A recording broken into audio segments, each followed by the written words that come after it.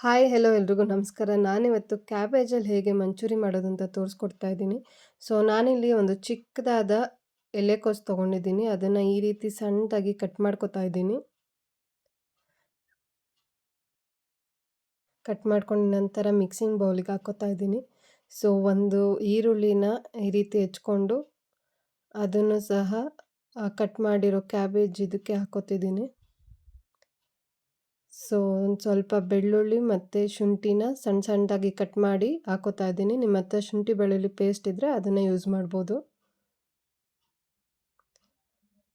So ಇವಾಗ ಇದಕ್ಕೆ chilli powder ಹಾಕ್ತಾ ಇದ್ದೀನಿ, ರುಚಿಗೆ ತಕ್ಕಷ್ಟು ಉಪ್ಪು.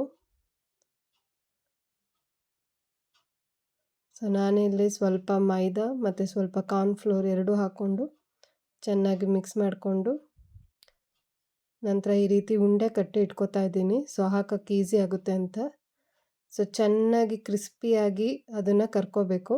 ಸೊ ನಾನಿಲ್ಲಿ ಟೊಮೆಟೊ ಪ್ಯೂರಿಗೆ ಅಂತ 2 ಟೊಮೆಟೊ ಮತ್ತು 2 ಮೆಣಸಿನ್ಕಾಯಿನ ಮಿಕ್ಸಿ ಜಾರಿಗೆ ಹಾಕ್ಕೊಂಡು ನೀಟಾಗಿ ಗ್ರೈಂಡ್ ಮಾಡಿ ಇಟ್ಕೊಂಡಿದ್ದೀನಿ. ಸೊ ಇವಾಗ ಒಗ್ಗರಣೆಗೆ ಒಂದು ಈರುಳ್ಳಿ ಹೆಚ್ಕೋತಾ ಇದ್ದೀನಿ. ಹಾಗೆ ಬೆಳ್ಳುಳ್ಳಿನೂ ಸಣ್ಣ ಸಣ್ಣದಾಗಿ ಕಟ್ ಮಾಡ್ಕೋತಾ ಇದ್ದೀನಿ. ಸೊ ಇದ್ರ ಜೊತೆಗೆ ಒಂದು ಸ್ವಲ್ಪ ಕ್ಯಾಪ್ಸಿಕಮ್ ಹಾಕೋತಾ ಇದ್ದೀನಿ.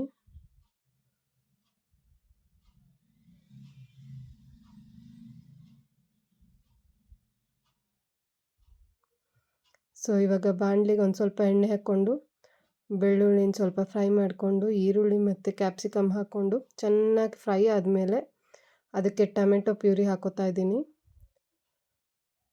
ಸೊ ಇದ್ರ ಜೊತೆಗೆ ಸ್ವಲ್ಪ ಕೆಚಪ್ ಕೂಡ ಹಾಕೋತಿದ್ದೀನಿ. ಸೊ ಇದಕ್ಕೆ ನೀವು ಉಪ್ಪು ಖಾರ ನೋಡಿಕೊಂಡು ಸ್ವಲ್ಪ ಚಿಲ್ಲಿ ಪೌಡರ್ ಮತ್ತು ಉಪ್ಪು ಹಾಕ್ಕೊಂಡು ಚೆನ್ನಾಗಿ ಮಿಕ್ಸ್ ಮಾಡ್ಕೋಬೇಕು. ಸೊ ಚೆನ್ನಾಗಿ ಮಿಕ್ಸ್ ಮಾಡ್ಕೊಂಡು ಅದೊಂದು ಸ್ವಲ್ಪ ಕುದಿ ಬಂದ ತಕ್ಷಣ ಕರೆದಿಟ್ಟಿರೋದನ್ನೆಲ್ಲ ಹಾಕ್ಕೊಂಡು ಚೆನ್ನಾಗಿ ಮಿಕ್ಸ್ ಮಾಡ್ಕೋಬೇಕು.